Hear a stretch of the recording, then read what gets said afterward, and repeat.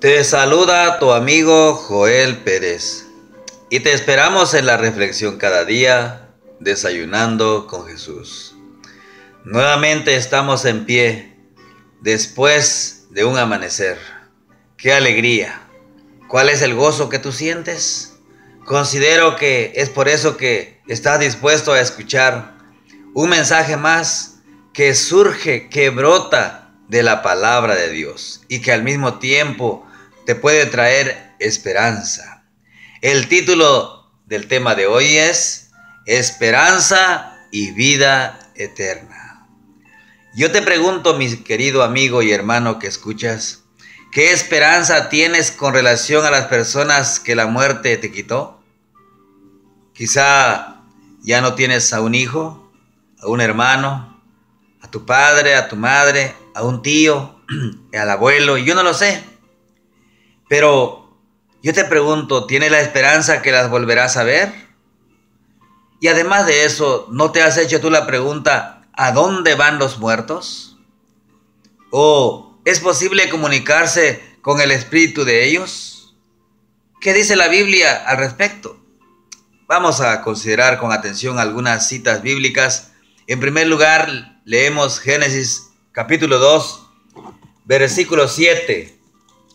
Y dice así: Entonces Jehová Dios modeló al hombre de arcilla del suelo y sopló en su nariz aliento de vida, y fue el hombre un ser viviente. ¿Qué dos elementos se juntaron en la creación del ser humano? El polvo de la tierra y aliento que Dios utilizó para formar al primer ser humano. Y fue el hombre, dice, un alma viviente, un ser viviente. Si el alma viviente, que es el ser humano, apareció cuando el polvo de la tierra se juntó con el soplo de vida, ¿qué es lo que ocurre entonces cuando la persona muere? De forma inmediata, vamos al libro de Eclesiastés, el capítulo 9 y versículos 5, 6 y 10.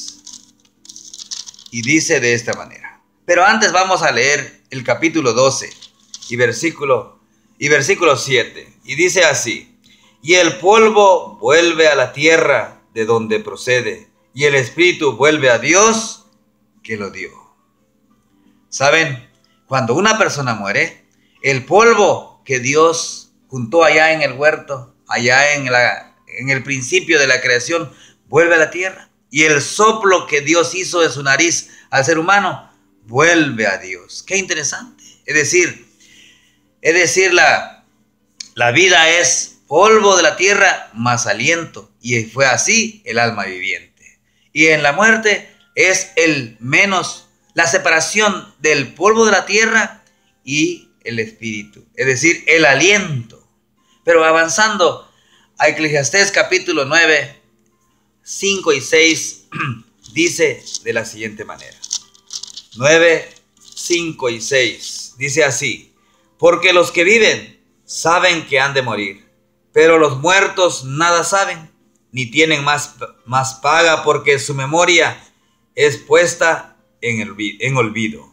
También su amor y su odio y su envidia fenecieron ya, y nunca más tendrán parte en todo lo que se hace debajo del sol. Leyendo el versículo 10 dice así: Todo lo que esté al alcance de tu mano, esmérate en hacerlo según tus fuerzas, porque en el Seol a donde vas no hay obra, ni trabajo, ni ciencia, ni sabiduría. Amados, avanzamos, regresamos un poquito. Leemos nuevamente el versículo 5 y dice así: Porque los que viven saben que han de morir, pero los muertos nada saben, ni tienen más paga, porque su memoria es puesta en el olvido. Amados, en estas declaraciones vamos a encontrar algunas características de los muertos. En primer lugar, los muertos nada saben. Su mente está puesta en un total olvido. Su memoria está puesta en olvido. Ha quedado ahí. Su amor, su odio, su envidia han terminado ya. ¿Saben? Si era bueno, era bueno. Si era malo, era malo. ¿Saben? Por lo tanto, las personas, cuando una persona muere, a donde va, no hay obra ninguna, ni trabajo, ni ciencia, ni sabiduría. Por lo tanto, tenemos que estar seguros de lo que la palabra de Dios dice, considerando algunas declaraciones que las personas declaran a sus nietos, a sus hijos, y los hijos, muy atentos a ellos, siguen así pensando que es de forma contraria como la palabra de Dios dice. Mas, sin embargo, la Biblia es clara, y qué bueno que esté llegando hasta donde tú te encuentras, en la cual tú puedes comprar una sagrada Biblia y confirmarla con tus propios ojos, al abrirlo con tus manos y leer los versículos, porque es la palabra de nuestro Dios.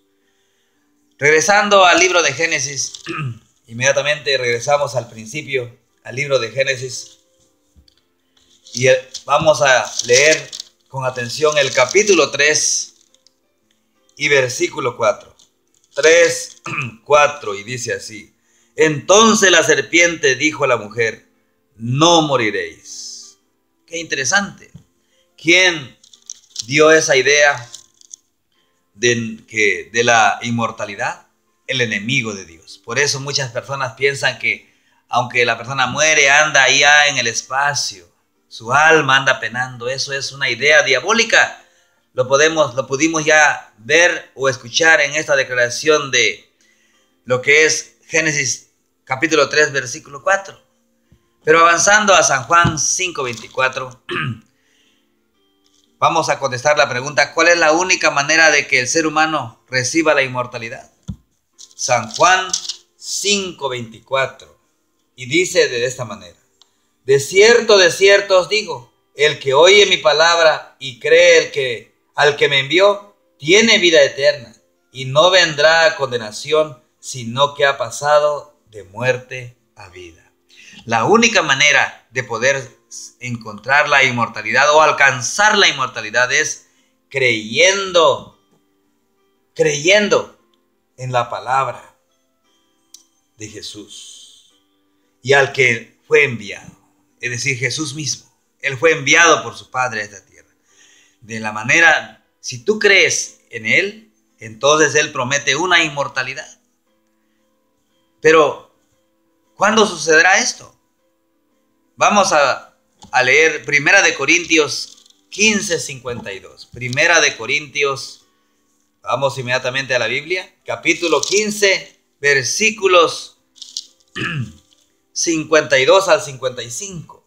Y dice de esta manera: en un instante, en un abrir y cerrar de ojos, a la final trompeta, porque se tocará la trompeta, y los muertos serán resucitados incorruptibles, y nosotros seremos transformados, porque es menester que esto corruptible sea vestido de incorrupción, y esto mortal sea vestido de inmortalidad. Y cuando esto corruptible se haya vestido de incorrupción, y esto mortal se haya vestido de inmortalidad, entonces se cumplirá la palabra que está escrita: sórbida es la muerte en victoria. ¿Dónde está, oh muerte, tu victoria? ¿Dónde está, oh sepulcro, tu aguijón? ¿En qué momento sucederá esto? Que una persona que fue obediente en vida y resucite en el día postrero, dice que alcanzará la inmortalidad en el momento de la venida de Jesús. Ahí los que fueron fieles en vida alcanzarán la inmortalidad. ¿Serás tú, mi querido amigo? ¿Seré yo? Todo dependerá nuestra confianza de Dios y nuestra permanencia en Jesús. Ahora vamos a leer los versículos 18 y 20. ¿Qué están haciendo los muertos ahora? ¿Dónde están? Los versículos 18 y 19 dice así: entonces los que durmieron en Cristo han perecido. Si solamente en esta vida tenemos puesta nuestra esperanza en Cristo, somos los más dignos de lástima de todos los hombres. Ahora bien, Cristo ha resucitado de los muertos, primicia de los que durmieron. es hecho. Mis amados, qué bonita o qué hermosa esperanza tenemos en nuestro corazón. Las personas que mueren en este tiempo descansan en la tumba, mis queridos amigos. No están si fueron buenos en el cielo y si fueron malos en el infierno. La Biblia no lo declara. Esta es una declaración diabólica del enemigo que fue dado allá en el comienzo. ¿Te imaginas que el enemigo dijo, no moriréis? Y fue introducido así en una serpiente. Fue la primera aparición espiritista. Y ahora muchas personas van a los lugares, los centros espiritistas para hablar con sus muertos. Y ahí aparentemente se aparece el tío, el papá, el hermano. Yo hablé con él. Yo hablé con mi hija. Mis queridos amigos, tengamos cuidado porque no hablaste ni con tu hijo, ni con tu papá, ni con tu hermano. Nada menos que hablaste con el enemigo de Dios, Satanás. Y es nuestro enemigo, aunque tú no lo quieras. Y estamos declarando a la gente y predicando las obras que él hace. Tengamos mucho cuidado, mis amados. Así que si una persona bajo la consideración de Dios fue fiel en esta tierra, descansa en la tumba. Y si fue infiel, un impío, también descansa en la tumba. Porque si la persona ya está en la gloria, está en el cielo, entonces ¿para qué viene Jesús? Y si está en el infierno sufriendo, ¿para qué viene Jesús? ¿Para qué se predica de la segunda venida? No tendría ningún sentido. ¿Cuál es el objetivo? Entonces no se cumplirían las sentencias que están declaradas en la palabra de Dios. Mis amados, yendo a Primera de Tesalonicenses, avanzamos a Primera de Tesalonicenses, capítulo 4, versículo 13, y encontramos una declaración más que nos trae esperanza, y dice así: y no queremos, hermanos, que ignoréis acerca de los que duermen, para que no os entristezcáis, como los demás que no tienen esperanza. Aquí el apóstol Pablo dice que deberíamos reaccionar delante de la muerte, no con tristeza. Si esa persona conoció del evangelio y tú conoces de Dios, hay tristeza, es verdad, pero hay una esperanza de que en el día postrero, en la segunda venida de Jesús, ellos resucitarán en esa mañana gloriosa para encontrarnos con Él. Pero si también tú y yo bajamos al descanso en cualquier momento bajo la decisión divina, pero vamos con esa esperanza en nuestro corazón, ten por seguro que resucitaremos para encontrarnos con Jesús en el aire, como lo declara ahí mismo en el versículo 16 del capítulo 4 de Primera de Tesalonicenses. Mis amados, cuántas experiencias a veces hemos tenido en relación cuando una persona despide a un ser querido. El día de ayer escuchaba en un lugar aquí en San Luis, Arizona, que alguien pedía porque el corazón de un familiar estaba siendo invadido por el dolor, porque un hijo había sido desconectado, un sobrino había sido desconectado. ¡Qué tristeza! Hay tristeza en el corazón. Pero cuando esa persona creyó en Jesús, invade algo diferente, que es la esperanza en la bendita resurrección en la segunda venida de Jesús. Mis amados, te cuento lo siguiente. En una ocasión, un hermano allá en la ciudad de Tapachula, me decía, el hermano Elpidio Zamora, él me decía: Joel, hay una hermana que es de Guatemala, es madre soltera. Su niña está en una fase terminal de cáncer. ¿Y por qué no vamos a visitarlo? Y cuando fuimos a visitarlo, nos atendió la madre. Estaba ahí en un lugar privado, no era ningún hospital, era un lugar privado. Y saben, la mamá nos atendió ahí en una salita y nos platicó su experiencia. Y ella nos decía, antes de entrar, dijo, antes que entren, yo les voy a platicar, porque ella los va a sorprender. En primer lugar, dijo ella les va a pedir que canten el himno Más allá del sol. ¿Por qué? Decía de ella, porque les voy a contar mi testimonio, así cortito, dijo ella. Yo estoy aquí en Chiapas, México.